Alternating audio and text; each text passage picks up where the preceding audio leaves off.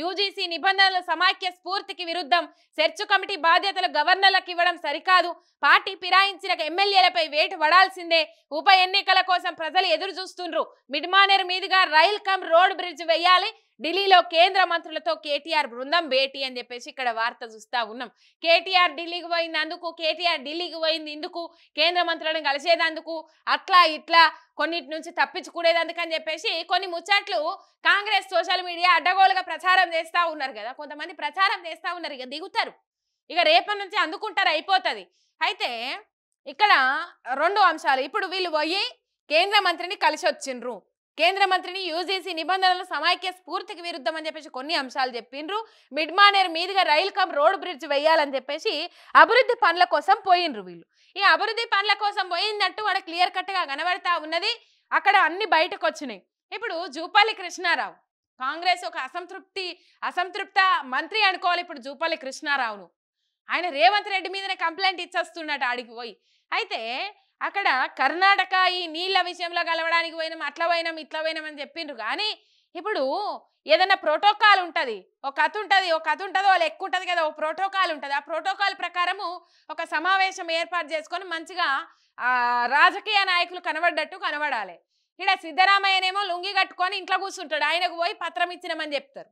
ఇదో ప్రోటోకాలా? వాళ్ళు పర్సనల్ పని మీదనే పోయిండ్రు, రేవంత్ రెడ్డి మీద కంప్లైంట్ ఇచ్చేందుకే పోయిండ్రు అనే దానికి అదొక నిదర్శనం అని చెప్పేసి జనాలు మాట్లాడుకుంటా ఉన్నారు. ఇక్కడ వీళ్ళందరూ సబితా ఇంద్రారెడ్డి, మాజీ ఎంపీ వినోద్ కుమారు, వీళ్ళందరూ సంజయ్ అన్న, వీళ్ళందరూ పోయిండ్రు. బాలకసుమన్ వీళ్ళందరూ పోయి, ఎంపీ వద్దిరాజు రవిచంద్ర కూడా ఉన్నారు కేంద్ర మంత్రిని కలిసేటందుకు. వీళ్ళందరూ పోయినాక కూడా వీళ్ళు నేను పట్టిన కుందేలకు 3 కాళ్ళు అన్నట్టే వ్యవహరిస్తా ఉన్నారు కొంతమంది కాంగ్రెస్ నాయకులు. కానీ మొత్తం మీద ఉప ఎన్నికల కోసం ప్రజలు ఎదురు చూస్తుండ్రు. పార్టీ ఫిరాయించిన ఎమ్మెల్యేల మీద అనర్హత వేటు పడాల్సింది అని చెప్పేసి కేటీఆర్ మాట్లాడిండ్రు నిన్న. ఒకసారి ఆ వీడియో చూపెడతాం.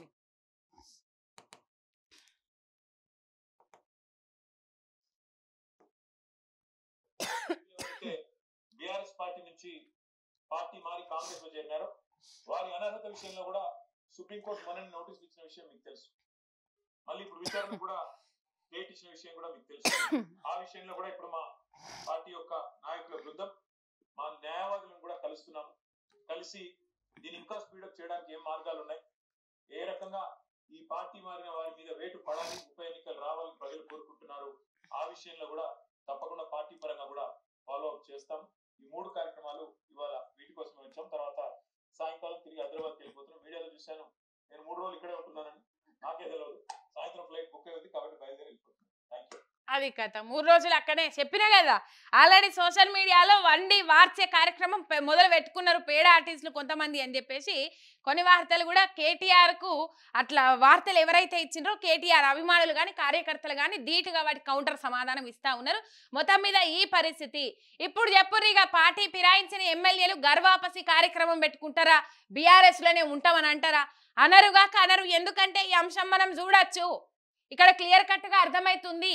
అనర్హత వేటు పడాల్సిందే, న్యాయ నిపుణులతోని చర్చలు జరుపుతామని చెప్పేసి, ఇంకా స్పీడప్ ప్రక్రియ ఏమన్నా ఉంటే దాన్ని మొదలు పెడతామని చెప్పేసి కేటీఆర్ చెప్పిండ్రు. కాబట్టి మొత్తం మీద అనర్హత వేటు పడాల్సిందే, ఇక అన్ని ఆశలు రాలించుకోవాల్సిందే. పార్టీ ఫిరాయించిన 10 మంది ఎమ్మెల్యేలు గర్వాపసి కార్యక్రమం ఏదన్నా ఉంటే వాళ్ళు తీసుకోరు. మొత్తం మీద వాళ్ళు అర్థం చేసుకోవాలి, బీఆర్ఎస్ లోనే ఉంటాము, లేకపోతే గర్వాపసి అని చెప్పేసి సొంత గూటికి అని చెప్పేసి ఇవి నడవయిగా అయిపోయింది కథ. మొత్తం మీద పార్టీ ఫిరాయించిన ఎమ్మెల్యేల మీద అనర్హత వేటు పడాల్సిందే అని చెప్పేసి ప్రజలు కోరుకుంటా ఉన్నారని చెప్పేసి, దాన్ని ఇంకా స్పీడప్ చేసే ప్రక్రియ ఇంకేమన్నా ఉంటుందా అని చెప్పేసి న్యాయ నిపుణులతో చర్చలు జరుపుతామని చెప్పేసి కేటీఆర్ మాట్లాడినరు, బీఆర్ఎస్ వర్కింగ్ ప్రెసిడెంట్. మొత్తం మీద ఈ అంశాలు చూస్తా ఉన్నాం.